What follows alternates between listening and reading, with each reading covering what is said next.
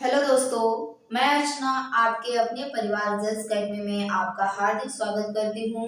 Very very good morning. आज का section आप सभी लोगों के लिए बहुत ज़्यादा इम्पोर्टेंट रहने वाला है, क्योंकि आज हम लोग पढ़ेंगे आईपीसी यानी इंडियन पैनल कोड, जिसको हिंदी में हम लोग बोलते हैं धाराएं।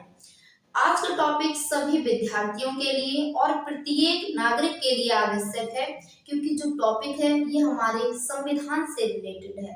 और ऐसा नहीं है कि संविधान सिर्फ पढ़ने वालों के लिए ही आवश्यक हो, ये प्रत्येक नागरिक के लिए आवश्यक है। तो देख लेते हैं हम लोग धाराओं से संबंधित हमारे पॉइंट क्या बनेंगे।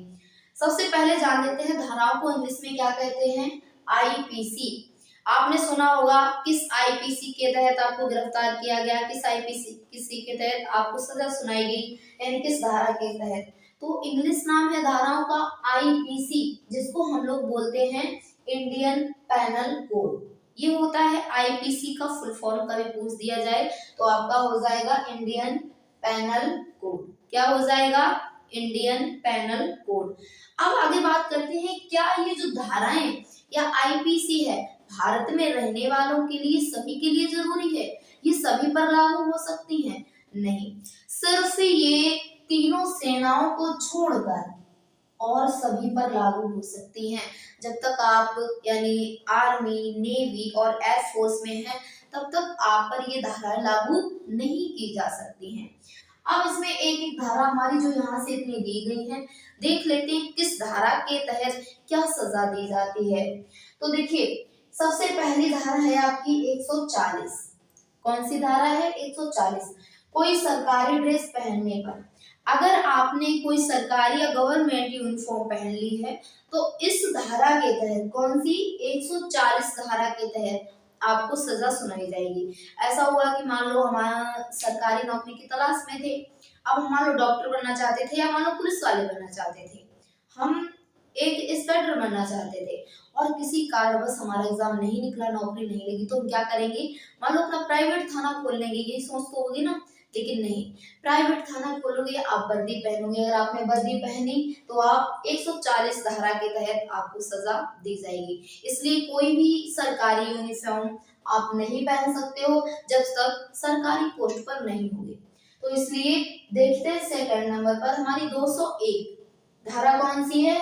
201। और ये सबूत मिटाने के लिए, मान लो आपने कोई जुर्म किया है और आपने जुर्म करने के पश्चात सबूत मिटा दिया है वहां से, या किसी ने भी जुर्म कर दिया और आपने सबूत मिटा दिया वहां से, तो आपको 201 धारा के तहत सजा सुनाई जाएगी, सजा दी जाएगी। देखिए, धाराएं कहते किसे हैं ये भी जान लो। संविधान में जो हमारे अनुच्छेद हैं, तो ये संविधान सभा द्वारा बनाए गए थे। मूल अनुच्छेद है 395।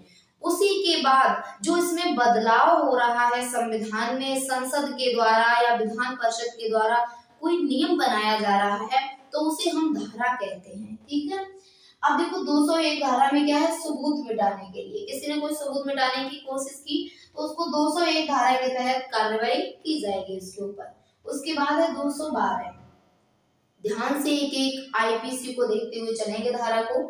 212 है अपराध में शामिल होने के लिए। मान लो आपने कोई अपराध किया नहीं, दो व्यक्ति अपराध करने जा रहे थे, चोरी करने जा रहे थे, उसमें आप सिर्फ शामिल हो गए हो, लेकिन आपने कोई अपराध नहीं किया। तो शामिल अगर हो गए हो तो भी आपको सजा दी जाएगी। किस धारा के तहत? 212 धारा के तहत आप पर कार्रवाई की जाएगी, सजा सुनाई जाएगी।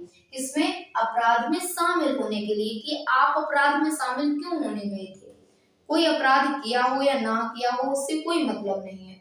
उसके बाद धारा 300 आती है। धारा 300 के तहत आपको हत्या के केस में सजा सुनाई जाती है। आपने खूब सुना होगा मूवी में, तो अगर किसी की हत्या किसी ने कर दी है तो उसको धारा 300 तहत सजा सुनाई जाएगी। तो ये होती है आईपीसी। उसके बाद है 307। 307 में क्या है?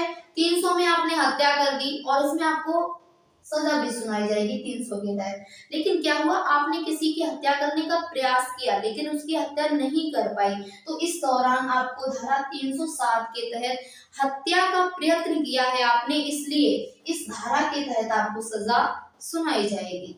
उसके बाद देख लेते हैं आत्महत्या करने का प्रयास, आत्महत्या सभी लोग जानते हैं ना, यानी स्वयं को मारना, ये आत्महत्या कहलाती है। अब आप मान लो किसी कारणवश आपने कहा कि हमें जीना अच्छा नहीं लगता, हम मरना चाहते हैं, तो आप मरने की, आत्महत्या करने की कोशिश कर रहे हैं लेकिन आप नहीं मरे, तो उस दौरान आप पर भी कार्रवाई हो सकती है। ऐसा नहीं है कि हमारे प्राण हैं चाहे हम जिंदा रहें या ना रहें, इससे कोई मतलब नहीं, ऐसा नहीं होता है। आत्महत्या करने का, अगर आपने अपने खुदकुशी करने का भी प्रयास किया तो ये सरकार आप पर धारा 309 के तहत कार्रवाई करेगी कि आपने आत्महत्या करने का प्रयास क्यों किया। इसलिए सही से जिएं और अपनी लाइफ को अच्छा बनाएं, ना कि आत्महत्या करने का प्रयास करें। आज युवा पीढ़ी में हमारा काफी ज्यादा ये फैला हुआ है कि लोग एग्जाम में स्कोर अच्छा नहीं होता है या पास नहीं होते हैं, खासकर 10th 12th में ये होता है, तो बच्चे क्या कर लेते हैं, खुदकुशी, आत्महत्या करने का प्रयास करते हैं। तो ये नहीं होना चाहिए। जिंदगी बहुत बड़ी है, अच्छे से जियो। ये नहीं हो पाया, अगला प्रयास करो कोई और। तो आत्महत्या करने का प्रयास ये धारा 309 में है। उसके बाद देखते हैं 326 का। 326 का जो है, इसमें एसिड डालना। एसिड यानी क्या है, तेजाब। तेजाब अगर किसी के ऊपर एसिड हमले का प्रयास करोगे, आपने डाल दिया, तो 326 का के तहत आप पर कार्रवाई की जाएगी। फिर आता है 326 खा। यदि आपने हमले का प्रयास किया है, एसिड हमले का, और बाई चांस आपका प्रयास सफल नहीं हुआ, तो भी आप पर कार्रवाई की जाएगी। ये 326 खा के तहत की जाएगी। ध्यान रखना, का और खा इसमें ये भी जोड़े गए हैं। 354 घा, स्त्री का पीछा करना। मान लो कोई स्त्री है या लड़की है, उसका आप पीछा कर रहे हो, वो बाई चांस चली गई थाने में, उसने कह दिया कि ये इंसान हमारा पीछा कर रहा था, तो आपको सजा दी जाएगी, वहां पर आप पर कार्रवाई की जाएगी 354 घा धारा के तहत। इसलिए पीछा किसी का ना करें, अच्छे से अपने टारगेट का पीछा कीजिए, ना कि हमें उसमें जाना है, जीडी में जाना है, सिलेक्शन लेना है, यूपी कांस्टेबल में जाना है, तो अपने टारगेट का पीछा करो। ऐसे काम नहीं होते हैं ना। उसके बाद 376, ये रेपेस्ट के लिए लागू होती है धारा 376। उसके बाद 378 देखते हैं। 378 में है चोरी करना। मान लो आपके घर में चोर आए हैं, आपने चोरों को पकड़ लिया, अब आप उसको थाने में लेके गए, वहां पर क्या होगा, उन चोरों को सजा सुनाई जाएगी किस धारा के तहत, 378 यानी 378 धारा के तहत, आईपीसी के तहत उनको सजा दी जाएगी। उसके बाद देख लेते हैं 384, तो जबरन वसूली करना। आपने मूवी में भी देखा होगा कि जो अदर जैसे पार्टी होती है, गुंडे वगैरह होते हैं, वो क्या करते हैं, वो जबरन वसूली करते हैं। देखा होगा दुकानों पर लगान वसूलते हैं, या हम पर अंग्रेज पहले जबरन वसूली करते थे ना, तो जबरन वसूली। अब हमारे भारत में ऐसा नहीं है, आप जबरन वसूली नहीं कर सकते हैं, तो जबरन वसूली अगर की जाती है किसी प्रकार, तो 384 धारा के तहत उसको सजा दी जाएगी।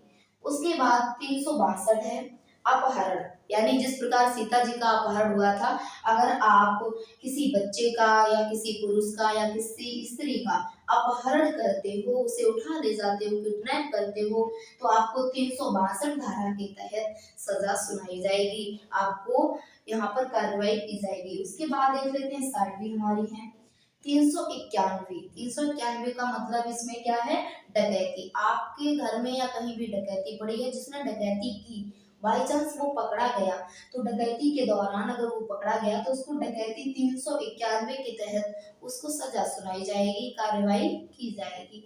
उसके बाद 392 है, इसमें क्या है, लूट के लिए दंड। किसी ने कुछ लूट लिया है तो उसके लिए दंड का प्रावधान है 392 धारा में, 392 आईपीसी में। 393 में लूट करने का प्रयास, यानी आपने यहाँ पर लूट कर लिया, आपको दंड दिया जाएगा 392 धारा के तहत। लूट करने का प्रयास जो किया है, तो 393 धारा के तहत आप पर कार्रवाई की जाएगी। 396 में हत्या सहित डकैती। मान लो आप डकैती किसी ने कहीं पर डाली है, डकैती का मतलब जानते हो, लूट पाट सोना चांदी जो कुछ मिलता है सब डकैती ही होता है ना। डकैती डाली गई है, डकैती के दौरान मान लो घर के मालिक ने देख लिया और उस जो डकैती डालने गया था उसने मालिक की हत्या कर दी, तो डकैती सहित हत्या हो गई। अब आपको 396 धारा के तहत आप पर कार्रवाई की जाएगी कि आप डकैती डालने गए थे या हत्या करने गए थे, दोनों काम करने गए थे, तो आप पर ये धारा लागू हो जाएगी। उसके बाद 401 चोरों के ग्रुप में शामिल होना। मान लीजिए आप चोर नहीं हो, आपने क्या किया, चोरों के साथ शामिल हो गए, आपका चोरी करने का भी मकसद नहीं था, लेकिन आप शामिल हुए हो ना, तो मान लो चोरी करने जा रहे थे, तुम शामिल ना होते उस ग्रोह में, तुम भी शामिल हो गए। अब बाई चांस चोर पकड़े गए तो क्या होगा, आपको भी इन चोरों के ग्रोह में शामिल होने के लिए सजा दी जाएगी कि भाई आप तो ईमानदार हो, आप क्यों चोरों के ग्रोह में शामिल हो गए। तो कौन सी धारा लागू होगी, 401 धारा आप पर लागू हो जाएगी। उसके बाद देखो 410 में क्या है, चुराई हुई संपत्ति रखना। मान लो किसी चोर ने चोरी की और उसने अपने घर पर वो चीज नहीं रखी, मान लो 100 रुपए पैसे चुरा के लाया, कुछ भी धन दौलत चुरा के लाया है, उसके बाद उसने अपने घर में नहीं रखा, आपके घर में छुपा दिया, तो आपको क्या करना चाहिए, वो धन छुपाना नहीं चाहिए, वो किसी भी थाने के अफसर को या किसी भी बड़े अफसर को दिखाना चाहिए, उसको देना चाहिए, थाने में इंक्वायरी करनी चाहिए। ऐसा नहीं कि आपने चुपचाप रख लिया, अगर रख लिया है तो आप पर चुराई हुई संपत्ति रखने के तहत 410 आईपीसी के तहत आप पर कार्रवाई की जाएगी।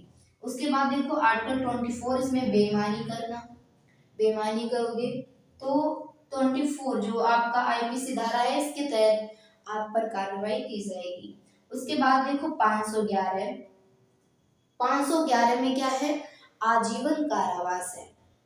511 जो धारा है हमारी, इसमें आजीवन कारावास का प्रावधान रखा गया है। उसके बाद देखो 499 है, इसमें मानहानि। मानहानि सभी लोग जानते हैं, किसी का हम अपमान कर देते हैं तो वो मानहानि होता है। मान लो किसी व्यक्ति का हमने अपमान किया और उसने केस कर दिया जाकर, तो ये क्या कौन सी धारा लागू हो जाएगी हम पर, 499 धारा के तहत आप पर कार्रवाई की जाएगी कि आपने उस व्यक्ति का मानहानि क्यों की है उसकी, है ना, यानी उसका अपमान क्यों किया है। मानहानि का मतलब होता है अपमान। उसके बाद देखो 120 धारा में क्या है, षड्यंत्र रचना। किसी के खिलाफ आपने कुछ षड्यंत्र रचा है और इस षड्यंत्र की सूचना अगर किसी थाने में या कहीं पहुंच गई तो आप पर धारा लागू होगी 120। इसके तहत आप पर कार्रवाई की जाएगी कि आपने षड्यंत्र क्यों रचा था, क्यों ये षड्यंत्र बनाया था। 412 में क्या है, छीना झपटी करना। आपने देखा होगा चोर होते हैं रास्ते में, कोई चीज हम अच्छी लिए हुए हैं, रास्ते में छीना झपटी कर ली वहीं पर, तो कौन सी धारा लागू होगी हमारी, 412 धारा के तहत छीना झपटी आती है। उसके बाद देखिए 354 स्त्री लज्जा भंग, यानी किसी भी स्त्री का, किसी भी महिला का अपमान करना, उसकी लज्जा को भंग करना, तो आप पर धारा लागू होगी 354। इसके तहत आप पर कार्रवाई की जाएगी। उसके बाद है 415, तो छल करना। कहते हैं ना छल कपट ना करो, तो छल किया आपने, किसी के साथ धोखा किया, तो वो भी आप पर कार्रवाई करवा सकता है 415 आईपीसी के तहत, धारा के तहत। 141 में विधि विरुद्ध जमाव। विधि विरुद्ध जमाव जानते हो, कोई भी नियम के अपोजिट आप किसी भी भूमि पर कब्जा करते हैं तो वो कहलाता है विधि विरुद्ध जमाव, यानी नियम के अनुसार आपने जमाव नहीं किया, उसके विरुद्ध वहां पर कब्जा किया है, तो धारा आप पर लागू होती है 141, यानी 141 आईपीसी के तहत आप पर कार्रवाई यहाँ पर की जाएगी। अगली आती है हमारी 312, तो गर्भपात करना। गर्भपात मतलब देखो आज के जमाने में ये बहुत कम रह गया है, क्योंकि आप सभी लोग लड़के और लड़की में समानता रखने लगे हैं। पहले ही ज्यादा अभी होने लगा था हमारा कि लड़की है या लड़का है, तो उस दौरान जो महिला होती थी वो क्या गर्भपात करवा देती थी, यानी जब लड़की है तो गर्भपात।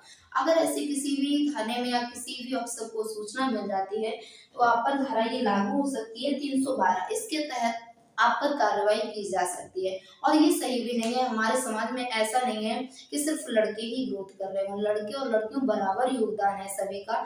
इसलिए आपने नारा भी सुना होगा, बेटी बचाओ बेटी पढ़ाओ, ये काफी ज्यादा अच्छा है, लेकिन हमारा जो नारा है कि बेटी और बेटे दोनों को पढ़ाओ और दोनों को आगे बढ़ाओ।